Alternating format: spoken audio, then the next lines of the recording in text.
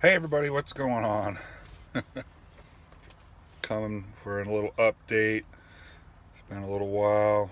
I'm not sure this video is going to be just kind of a ramble. I haven't really planned out what I'm going to say, but I've been out here on the road. Well, I started January 6th, so almost 4 months. About a week shy of 4 months. And I haven't been home yet. My original plan was to stay out. I wanted to do that 3 to 4 months. I wanted to start right out of the gate and clearly establish with my driver manager that I wanted to run. I want to get the miles, because if you don't get miles, you're not going to make money. And so I wanted to, make a statement that I'm out here to run hard. So that's why I'm doing. One of the reasons why I'm doing that. A lot of people think I'm crazy. A lot of people said beforehand, you're not going to be able to make it 4 months. In orientation, the instructor said, "Oh, that's too long. You're going to go crazy. Um, you're going to need to get out of that truck." Well, they were wrong, because here I am, 4 months, and doing all right. I think 4 months is about the limit for me, though, and let me explain why. I started to get irritated the last few days. I mentioned in the last video, ever since I put in, and I put in for my home time earlier than I needed to, and I probably wish I hadn't have done that, because I was running out west, loving life, wide open roads, easy miles, and as soon as I put in that home time, they shipped me over to Atlanta, Georgia, and now I've been up and down the East Coast ever since. I had a delivery in downtown Boston, Cambridge, but I had to drive downtown Boston. Cambridge is worse than Boston, actually. It's all basically Boston. That was an escapade. It was a job site. I mean, not enough room to back a 43-foot trailer in there. Barely. I did it. And then leaving, had to back all the way down with a cop escorting me back down the street I came in, because there was no way to get out.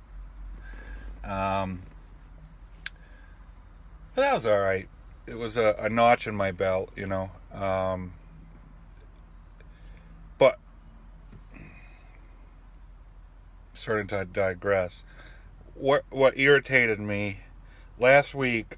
Well, it all started. It's funny, because a lot of people I hear complaining, on the Facebook pages, the Melton Facebook pages, complaining that they're sitting and having to sit too long and blah blah blah, and they're not getting miles, and a lot of people griping. Well, I say a lot, a few, but it's like the loud ones that you see. I mean, there's 1,500 drivers, but a handful of them are the ones that you're going to hear from when they want to say something negative. Most guys that are out there loving life aren't posting stuff on Facebook. But people complaining, sitting, blah, blah, blah. Well, I haven't been doing much sitting, of any, really. I think I've had 2 or 3 resets in 4 months. Well, 3 months. And it was about, I don't know if it was last weekend. It was Easter weekend. It was a Friday. I delivered my load. I was in Waco, Texas, and I like Waco. And I was, I'd been running hard, and I was ready for a break. And they sent a message out saying, bear with us, be patient. A lot of our customers are closed on Good Friday, but, we're trying to. So I was sitting there, unloaded. I sent in my empty call. It'd been an hour. And I'm thinking, well, I'm probably going to sit here for the weekend and do a reset.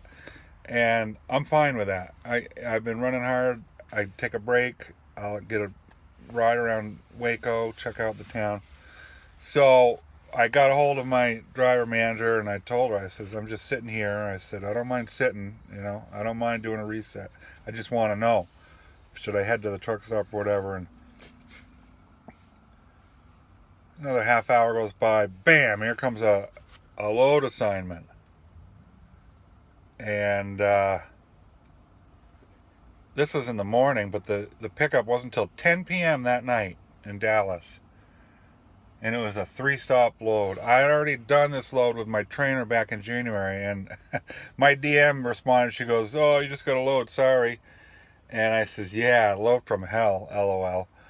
Because I've done this load, and it's generally this load. There's a couple stops that were different, but heading into Scranton, Pennsylvania, West Paterson, New Jersey, Long Island, New York.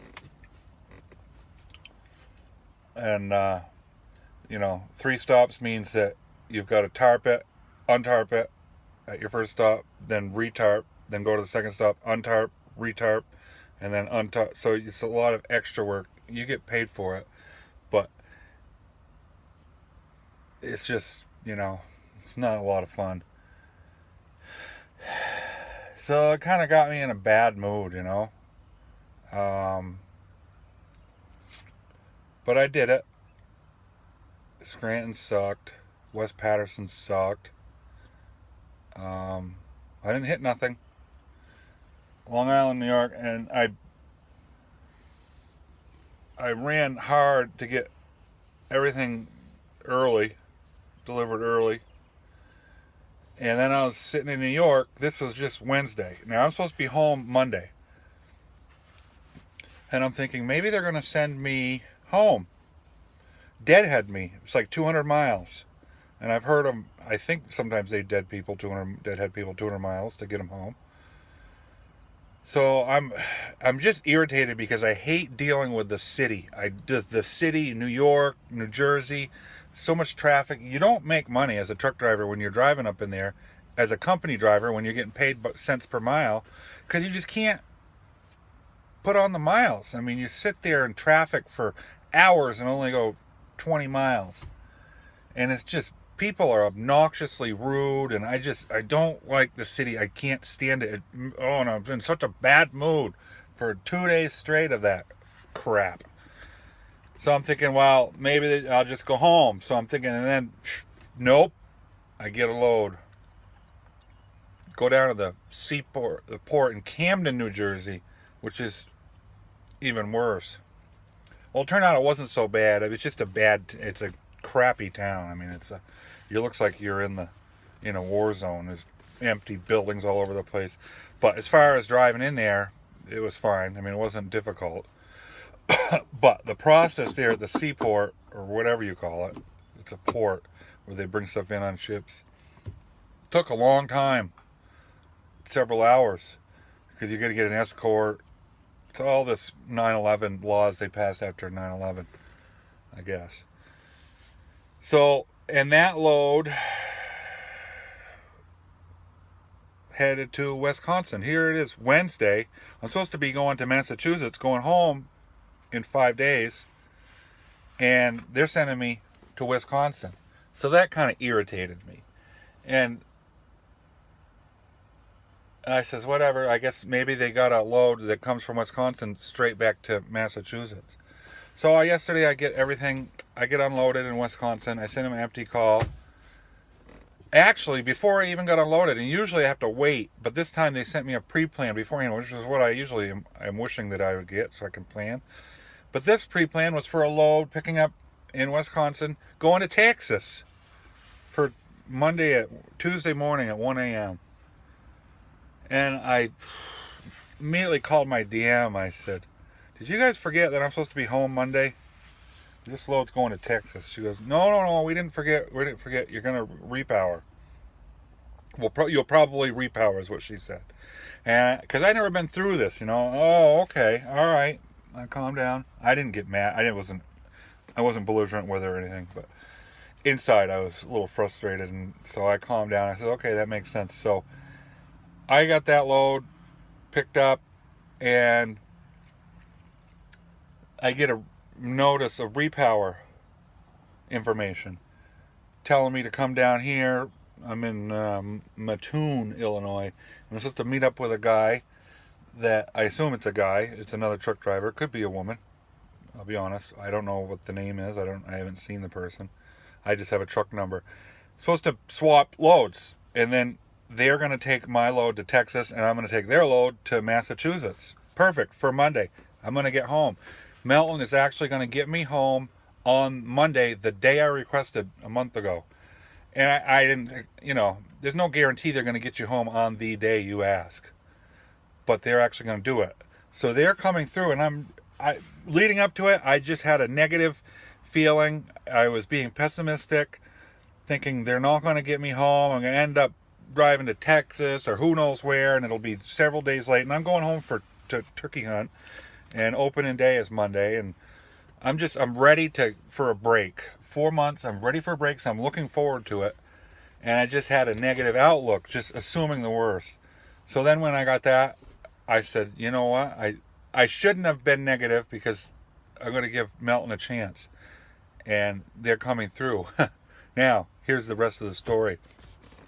I get here to the place and for some reason my alarm did not go off this morning. I swear I set it for 3 a.m., which would be actually 2 a.m., because I'm in Central Time, but my phone didn't change. It would have gotten me here an hour early for the repower. I tried to send the other truck a message you can send direct from one truck to the next last night, saying to call me, because I wanted to find out. I assumed that driver was going to be spending the night here, and that if that was the case, I didn't have to wait till 8 o'clock. I could be here an hour earlier. Well, that driver never responded. Well, for some reason my alarm didn't go off. I happened to wake up at 4:30, which is actually 3:30. 4:30 on my clock, but it's 3:30. But it already put me a half hour late, so I just got up, did my pre-trip, and started rolling. And I was stressing out, and I was going to be about 25 minutes late, and it was driving me nuts, because I hate to be late, and I felt like a failure here. I've been rolling for 3-4 months, doing everything well, and then I get the repower to go home, and I screw up, and I don't know, it's just not like me. So it's stressing me out, but I get all the way here, there's no Melton truck here. There's nobody here. So then I tried to call, and it's the weekend, Saturday morning. Nobody answers. My DM is not there. It goes to someone else's voicemail. Finally, I call Outside Repair, and the guy answered, and I said, I'm just trying to get anyone on the phone. I know this isn't your deal, but here's the deal. Repower, no one's here. He was very, very helpful. He looked, and what he figured out, he can see where all the trucks are. And the guy that's supposed to repower sent in a loaded call last night at 5 p.m. He got the repower notice at 11:30 yesterday morning, same time I did. He was right here near Melton, just a couple miles out where he was getting loaded. He sent in the repower at 5. So 5 last night. I mean, he sent in the loaded call at 5 last night. He probably spent the night right here at this truck stop, because this is the closest one to him. But for whatever reason, he just ignored the repower and got up this morning, and right now, he's 130 miles east of me, headed to Massachusetts. He's over in Indiana, by Indianapolis. I messaged him twice. They messaged him. Of course, nobody's really paying attention to what's going on the weekend, because our regular load planners and driver managers aren't on duty, so they got a backup squad. And apparently they weren't watching, because they didn't catch it. They should have seen as soon as he started leaving this morning, leaving the area, they should have stopped him, but no one saw and looked at it till I called and started causing a ruckus. So they just called me. They got a hold of him. He's going to turn around and come back 130 miles. So that load's going to have an extra 260 miles on it. Now I says he could just stay there and I could head that way. It would be better for me, because I'm heading east and it would get me home quicker. But they've already decided to make him come to where he's supposed to be originally. So he's going to have 260 miles that he's not going to get paid for.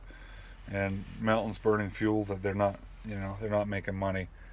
But it's not Melton's fault. It's this driver. And I guess I'll give him or her the benefit of the doubt. Maybe the Qualcomm is broken and the person is not getting messages, but I really find that hard to believe. I really do. Either the person doesn't read their messages, which is ridiculous, because it's sitting right there and it makes a noise when a message comes in. And it also will be just like when you get a Facebook thing, a little red number of how many messages. And, so either he doesn't pay attention, doesn't read the message, or he or she doesn't read the messages, or they did get the message and didn't want to do a repower and just decided to ignore it and figured that if you start driving, they're going to get far enough down the road that Melton will just say, keep going. I don't know what the deal is. I guess I'll give the person the benefit of the doubt, but I tend to think it's someone that just doesn't read their messages. Because I sent 2, and I haven't got a response.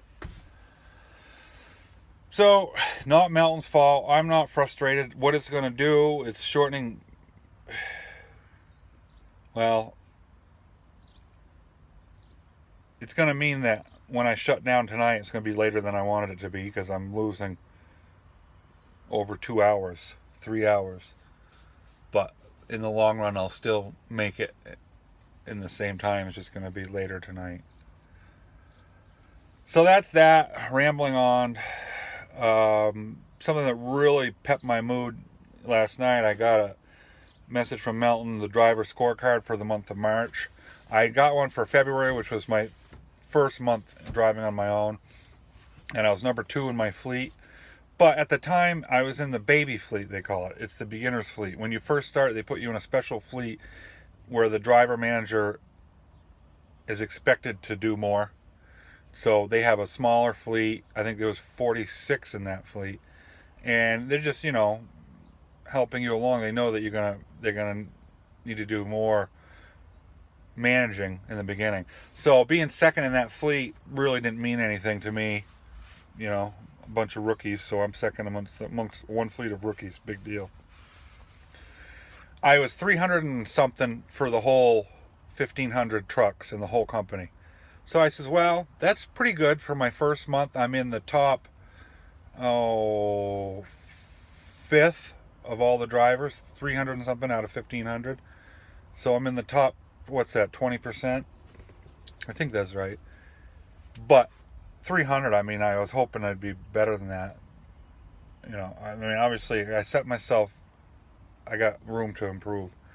So I get the March one yesterday. Now I'm in my regular fleet. There's 53 drivers, and I'm second in the again for the second month in a row. I'm second. So now I'm starting to feel good because I think I'm doing a good job. But it's hard to really judge yourself because you tend to, everyone wants to think they're doing good, and sometimes you're not, but you don't really know. So this is a measure it's all based on numbers. There's a lot of different criteria, but it's not subjective. It's not based on someone's opinion. It's based on your performance and what you're actually doing. So it doesn't leave any doubt as to, whether you're doing a good job, a great job, below average, above average. Well, the fleet-wide ranking I got after my second month, this is the month of March, 2 months being a rookie driver, never driven truck in my life.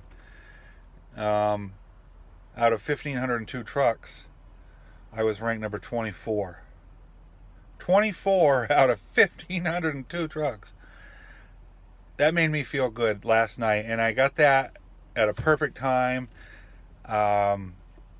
It's really rejuvenated me, and someone almost made me not want to go home because when I'm home for 2 weeks, my wheels aren't rolling, and for the month of May, I'm not going to be up there in the rankings, I'm sure, because I'm only have half of the month to drive. But I like the scorecard they do. It's smart. It plays to the way I am, because I'm very competitive and I want to be at the top. I like to win. Not that I'm always winning, but like fishing tournaments, everything. I like competition. And even though it's not like a sport where I'm looking at my competitor and trying to beat him, I have that every month to look at, and it's something to keep me going and keep me running hard, working hard, getting up at 2 o'clock in the morning, delivering loads early, making wise decisions so that the next month I can do better. And I'm aiming for number 1. That's my goal. And maybe I'll never get there. It's, I'm in the top 1.5% of the company right now for that month. That doesn't mean overall, but for that month. But I've got to imagine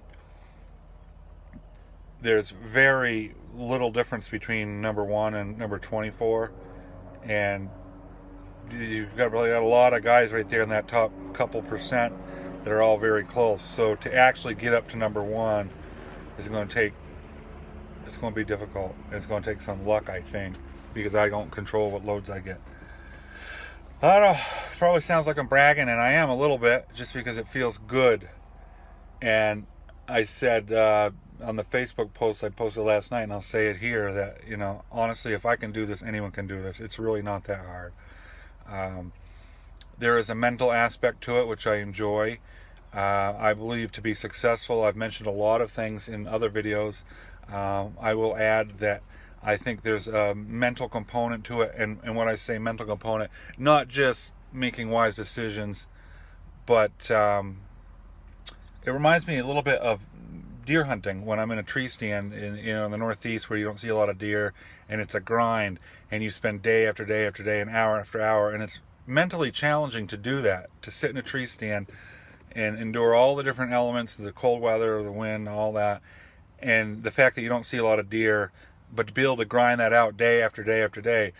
And that's the mental aspect that I'm talking about over here, running over the road in a truck, especially for 4 months or 3 months straight. Well, almost 4 months. It's a grind, and beyond all the decisions you got to make, it's a challenge mentally, that to stay focused and to stay on your target and to keep going. And these monthly scorecards, to me, it helps me. It gives me something to strive for. And now I'm rejuvenated. I'm going to go home for 10 days, and I'm going to come out wheels rolling and try to improve that scorecard, try to improve the ranking, and it just gives me a target to aim for. All right, things are going great. Paycheck's coming in. Super big paycheck last week, biggest one ever. I'm not even going to say how much it was, but it was a lot of money, put it that way. If I averaged that every week, I would be in six-figure territory. But obviously, it was one exceptional week, and I'm not getting that every week. But the paychecks have been rolling in very good. I think I qualified for a $500 quarterly bonus. I just got a $250 referral bonus, and if one of you people, it was a guy that I believe, I don't know where I got the message. It may have been email. I have to check my emails, but I can't remember your name. Shoot me another email or message, however you messaged me before, if it was you, because I got a bonus, and I'm not doing these to do that. I haven't even put my driver code out there. This individual asked me specifically, said, "Hey, I've been watching your videos. You've inspired me to go to Melton, and I want to use your name." So if anyone wants to do that, just ask. But I'm not putting my driver code in these videos, because that's not the reason for it. I'm not doing these videos to try to make money referring people. But if you're so inclined, just ask. But that was a little surprise bonus that Melton gave me, $250. It was in my paycheck this week. All right, 20 minutes, 23 minutes. This is a long one. I'll try to hopefully get some turkey hunting videos if I have the energy to drag the camera along with me. That's it. Things are going good at Melton Truck Lines. Thanks for watching, everybody.